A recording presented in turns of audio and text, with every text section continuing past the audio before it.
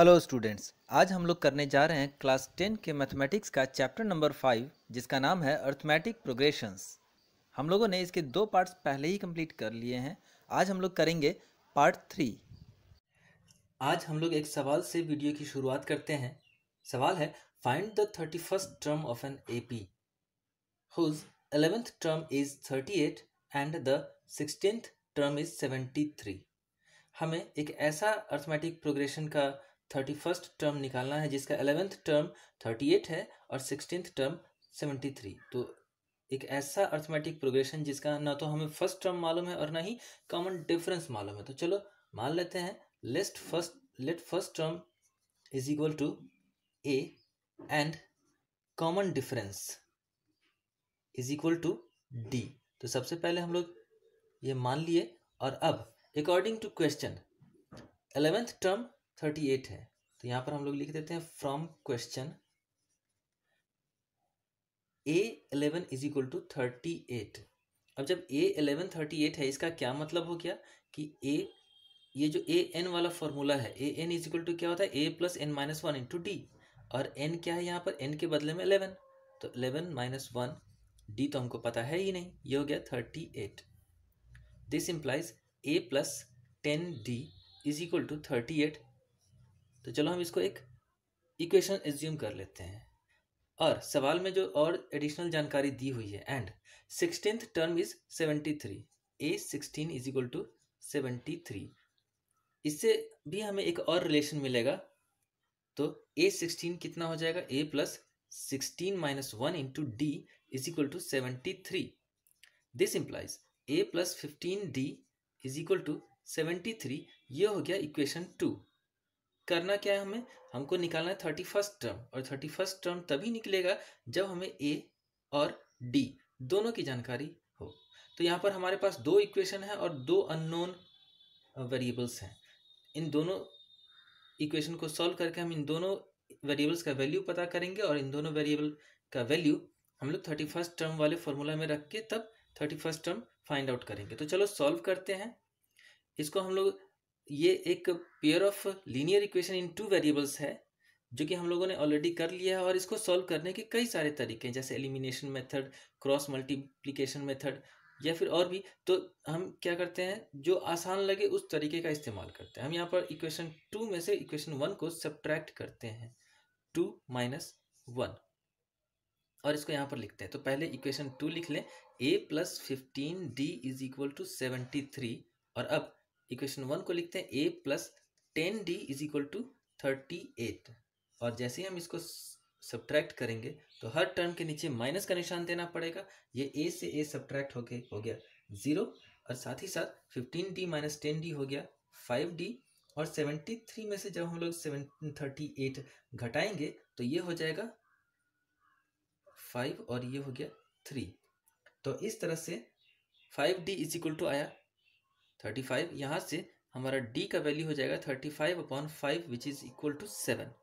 अब इस 7 का वैल्यू हम लोग इक्वेशन 1 या इक्वेशन 2 में पुट कर देते हैं। तो put the value of D in equation 1। हम लोग इक्वेशन 1 में D का वैल्यू पुट करते हैं। तो A प्लस 10 इंटू डी के बदले में 7, और ये हो गया 38। यहाँ से A plus 70 is equal to हो गया 38, and this implies A is equal to 38 minus 70 which equals minus 32। तो चलो हमें दोनों वेरिएबल A और D दोनों के वैल्यूज पता हो गए। A निकला कितना, -32, और D निकला कितना, 7। अब हम लोग 31st टर्म निकालेंगे, यानी कि A31। ये कितना होगा, A plus 31 minus 1 into D, और A कितना है, A अभी अभी हम लोगों ने निकाले -32। तो यहाँ पर -32, 31 में माइनस 1 हो गया 30, और D का वैल्यू हमको पहले से पता है 7, तो इसको 7 से मल्टीप्लाई करेंगे और ये हो जाएगा -32 प्लस 210, और इसको सब सिंप्लीफाई करने पर ये आएगा 178। तो उस एपी का 31st टर्म हो गया 178। चलते हैं अब नेक्स्ट क्वेश्चन की तरफ। तो अगला सवाल है, the 17th term of an AP exceeds its 10th term by 7, find the common difference. सवाल के कहने का मतलब है कि किसी एपी का जो 17वां टर्म है वो उसी एपी के 10वें टर्म से बड़ा है। कितना बड़ा? तो 7 बड़ा या 7 अधिक है। तो कॉमन डिफरेंस क्या होगा? अब इसमें ना तो हमें फर्स्ट टर्म मालूम है और ना ही हमें कॉमन डिफरेंस मालूम है, तो हम लोग यहाँ पर क्या मान लेते हैं फिर से, first term is equal to A and common difference is equal to D. जब जब हमें ये चीज़ें पता नहीं होंगी तो हम इसको मान के ही चलेंगे। अब according to question 17th term of an AP exceeds its 10th term by 7, यानी कि सवाल के अनुसार from question 17th term exceeds its 10th term by 7, ये है। यानी कि 17वें टर्म में अगर हम 10वें टर्म को घटाएंगे तो 7 आएगा, या यूं कहें कि 17वां टर्म 10वें टर्म से 7 अधिक है। अब इसको हम लोग सिंप्लीफाई करेंगे, तो इसके जगह पे हम लोग क्या करेंगे, हम लोग फिर से वही फॉर्मूला इस्तेमाल करेंगे, A N plus N minus 1 into D वाला फॉर्मूला। तो इस A17 में n के जगह पे 17 रखेंगे, तो जब यहाँ 17 है तो इधर भी n के जगह पे 17, तो ये हो गया a plus 17 minus 1 into D, ये हो गया A17। और अब A10 निकालेंगे तो n के जगह पर 10 रखेंगे, तो ये हो गया कुछ ऐसा, और इक्वल के राइट साइड में 7 हो गया। अब हम लोग इस इक्वेशन को सिंप्लीफाई करेंगे, तो ये हो गया a प्लस 16 माइनस 1 हो गया 17 माइनस 1 हो गया 16d, और यहाँ पर a प्लस 10 माइनस 1 हो गया 9d इज इक्वल टू 7। अब हम लोग ब्रैकेट यहाँ पर ओपन करते हैं तो माइनस से मल्टीप्लाई हो जाएगा, और ये कुछ ऐसा हो गया। यहाँ पर a और a सब्ट्रैक्ट होके 0 हो गया, और 16d माइनस 9d, चूँकि ये भी लाइक टर्म्स है तो ये भी सब्ट्रैक्ट होके 7d आ जाएगा। और इस तरह से जब हम लोग इसको सॉल्व करेंगे तो ये आएगा 7/7 विच इक्वल्स 1। तो दिखने में ये सवाल काफ़ी हार्ड लग रहा था, लेकिन जब हम लोगों ने इसको सिंप्लीफाई किया तो काफ़ी आसानी से d का वैल्यू पता हो गया। और सवाल में बोला क्या गया था? सवाल में यही बोला गया था, फाइंड द कॉमन डिफरेंस, और यही तो कॉमन डिफरेंस है d, जिसका वैल्यू 1 आया। तो इस तरह से ये सवाल हमारा सॉल्व हो गया। हमारा नेक्स्ट क्वेश्चन है, for what value of n are the nth terms of 2 APs 63। ये हमारा पहला एपी है और ये है दूसरा एपी। तो आखिर हम n का कौन सा वैल्यू रखेंगे कि इन दोनों के टर्म बराबर हो जाए। जैसे अगर हम पहले एपी को ध्यान से देखें तो इसका पहला टर्म 63 है और कॉमन डिफरेंस 2, यानी कि ये 2 के स्पीड से आगे बढ़ते जा रहा है। और दूसरे एपी को देखें तो इसका पहला टर्म है 3 और इसका कॉमन डिफरेंस है 7, यानी कि ये 7 के स्पीड से बढ़ते जा रहा है। इसका वैल्यू, फर्स्ट वैल्यू भले ही काफ़ी कम हो, लेकिन इसके आगे बढ़ने की स्पीड काफ़ी ज़्यादा है। तो ये भी इंक्रीजिंग ऑर्डर में है, ये भी इंक्रीजिंग ऑर्डर में है। तो ऐसा लग रहा है कि कहीं ना कहीं जाके कोई ना कोई इसका एक टर्म तो इक्वल होगा ही। तो वही हमको निकालना कि आखिर कौन सा टर्म है जो दोनों एपी का इक्वल होगा। तो हम लोग मान लेते हैं कि दोनों एपी का nth टर्म इक्वल है, तो बस हमें वही n का वैल्यू निकालना होगा कि आखिर n का कौन सा वैल्यू है जिस पर इन दोनों एपी का वैल्यू सेम आता है। तो इसके लिए हम क्या करते हैं, बीच से एक छोटा सा लाइन ड्रॉ करते हैं और एक तरफ हम लोग फर्स्ट एपी को सॉल्व करेंगे और दूसरी तरफ हम लोग सेकेंड एपी को सॉल्व करेंगे, और हम लोग दोनों में क्या करेंगे, nth टर्म निकालेंगे। तो इसका a है 63, इसका d है 2 और इसका an यही तो हमें पता करना है। और इसका a है 3, इसका d है 10 में से 3 गया तो 7, और इसका भी an हमें पता करना है। और असल में दोनों का an इक्वल होगा, बस जब इक्वल होगा उसी समय का हमको n का नंबर निकालना। तो चलो इसमें an, ये फॉर्मूला अगर हम लोग अप्लाई करें तो ये होगा a plus n minus 1 into D, जो होगा an is equal to a की जगह पर 63 और n तो हमें पता है ही नहीं, d की जगह पर 2, और यहाँ से ये हो गया an is equal to 63 plus 2n minus 2, जो सिंप्लीफाई करने पर हो जाएगा 61 प्लस 2n, ये हो गया पहले एपी का nth टर्म। अब हम लोग क्या करेंगे, दूसरे एपी का भी nth टर्म निकालेंगे। तो फॉर्मूला हमारा क्या है, a plus N minus one into D. यहाँ से हम लोग a का वैल्यू 3 और d का वैल्यू 7 रखेंगे और इसको सिंप्लीफाई करेंगे। तो ये हो गया 3 प्लस यहाँ पर 7 नहीं बल्कि n होता, क्योंकि n का वैल्यू तो हमें पता है ही नहीं, 7n माइनस 7, और this implies an is equal to 7n minus 4। According to question, सवाल में क्या बोला गया है कि आखिर n का कौन सा वैल्यू होगा जिस पर इसका nth टर्म और इसका nth टर्म बराबर होगा। यानी कि सवाल में पहले ही बोल दिया गया है कि इन दोनों का nth टर्म बराबर है। तो चलो हम दोनों के nth टर्म इसका ये है और दूसरे एपी का यहाँ, तो हम इस दोनों को इक्वेट करते हैं और n का वैल्यू पता करते हैं। तो यहाँ पर लिखते हैं now equating nth term of both APs. तो दोनों एपी के nth टर्म को हम लोग इक्वेट करेंगे और यहां से हम लोग n का वैल्यू पता करेंगे।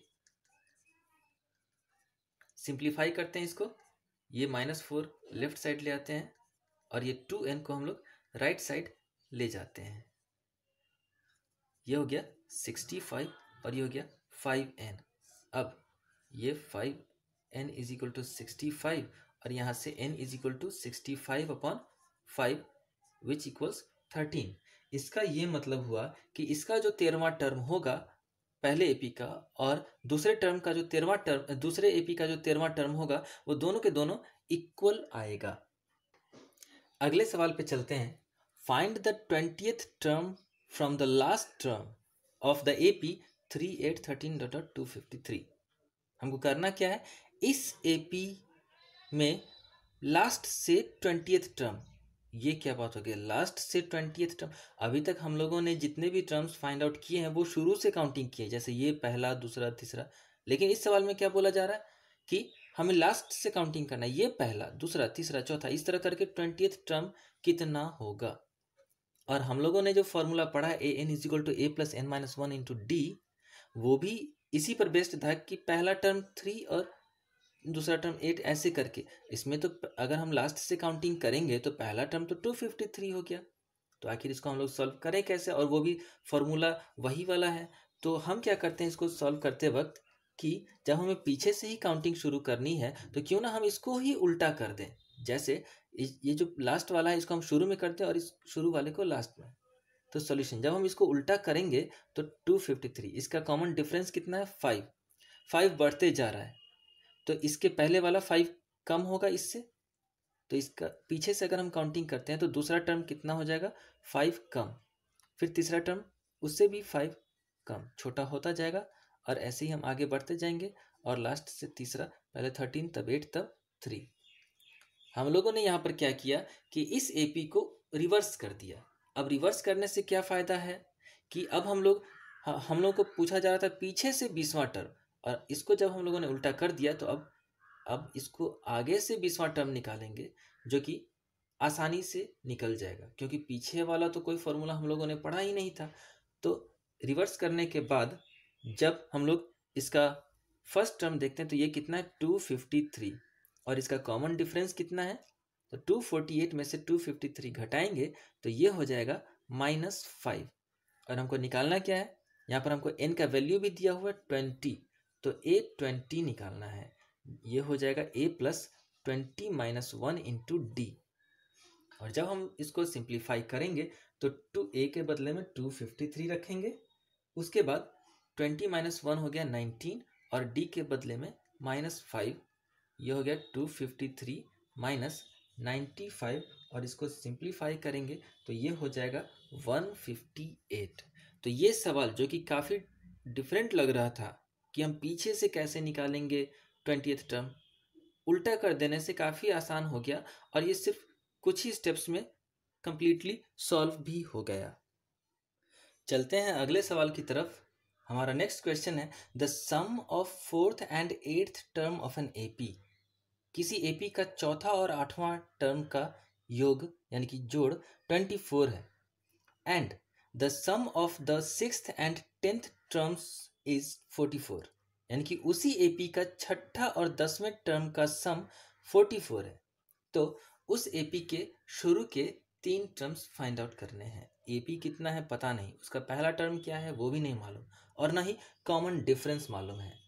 तो let first term is equal to A and common difference is equal to D. चलो अब अकॉर्डिंग टू क्वेश्चन जैसा जैसा सवाल बोल रहा है वैसे वैसे हम लोग आगे चलते जाएंगे।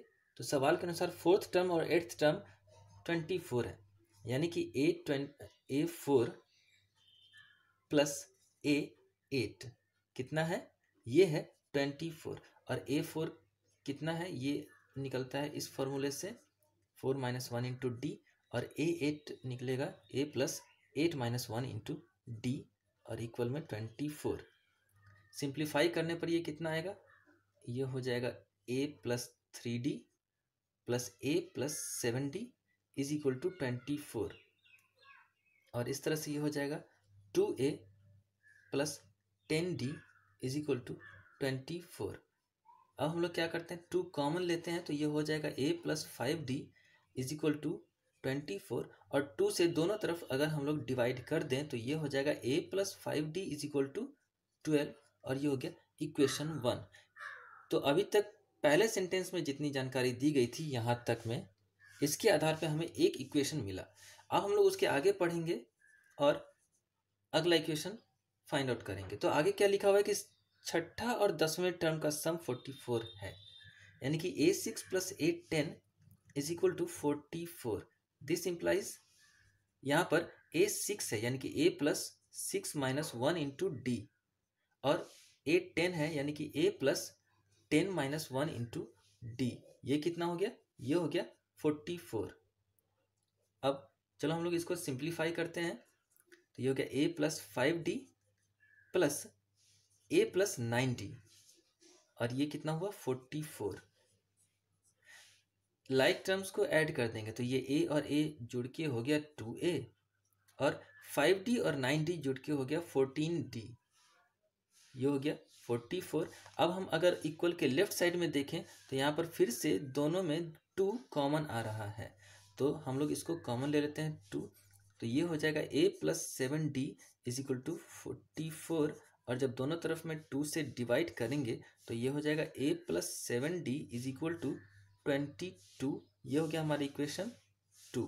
तो हमारे पास 2 इक्वेशंस हैं, और साथ ही साथ 2 अननोन वेरिएबल्स यानी कि A और D भी है। बस हमें इन दोनों वेरिएबल्स का वैल्यू फाइंड आउट करना है, और उसके बाद हम काफ़ी आसानी से इस AP का शुरू का 3 टर्म्स फाइंड आउट कर सकते हैं। अगले स्टेप में हम लोग क्या करेंगे, इक्वेशन 2 में से इक्वेशन 1 को सब्ट्रैक्ट करते हैं। सब्ट्रैक्ट करने से होगा क्या कि एक वेरिएबल तो कैंसिल हो जाएगा। तो चलो पहले हम लोगों ने इक्वेशन 2 लिख दिया, A plus 7D is equal to 22, और अब हम लोग लिखेंगे A plus 5D is equal to 12। ये है हमारा फर्स्ट इक्वेशन, और अब हम लोग इसको क्या करेंगे, इसको हम लोग सब्ट्रैक्ट करेंगे। तो सब्ट्रैक्ट करने का ये है तरीका, यहाँ पर A और A कैंसिल हो गया, 7 - 5 हो गया 2D, और 22 - 12 हो गया 10, और जब हम यहाँ से D का वैल्यू फाइंड आउट करेंगे तो ये हो गया 5। अब put the value of D in equation 1। हम लोग इक्वेशन 1 में D का वैल्यू पुट करते हैं, तो D का वैल्यू तो हमको 5 आया, तो यहाँ पर D की जगह पे 5 रख दो, तो ये हो जाएगा A plus 5 into 5 is equal to 12, और यहाँ से हो गया A plus 25 is equal to 12, और ये हो गया A is equal to 12 minus 25 जो होता है -13।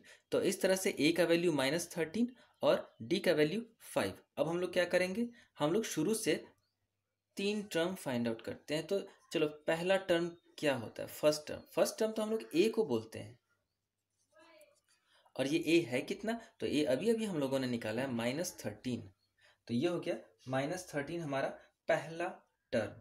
अब हम लोग सेकेंड टर्म पता करते हैं कि ये होगा कितना।